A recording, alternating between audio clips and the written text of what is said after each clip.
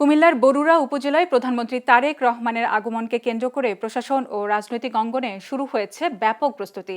সভাস্থল পরিদর্শন, নিরাপত্তা জোরদার, সড়কের সৌন্দর্য বর্ধন এবং জনসমাগম নিয়ন্ত্রণে প্রশাসনের বিভিন্ন দপ্তর ইতিমধ্যে মাঠে নেমেছে। সফর উপলক্ষে এলাকায় উৎসবমুখর পরিবেশ বিরাজ করছে।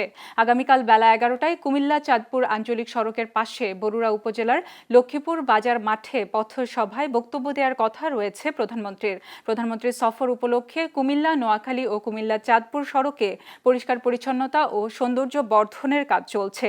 পাশাপাশি সভাস্থল ঘিরে প্যান্ডেল নির্মাণ, মঞ্চ প্রস্তুত এবং দর্শনার্থীদের জন্য প্রয়োজনীয় ব্যবস্থা গ্রহণ করা হচ্ছে।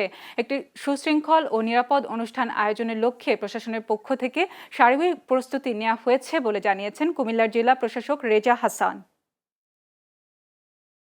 আপনারা জানেন যে গণতান্ত্রিকভাবে নির্বাচিত হওয়ার পরে মাননীয় প্রধানমন্ত্রীর কুমিল্লায় এই প্রথম আগমন।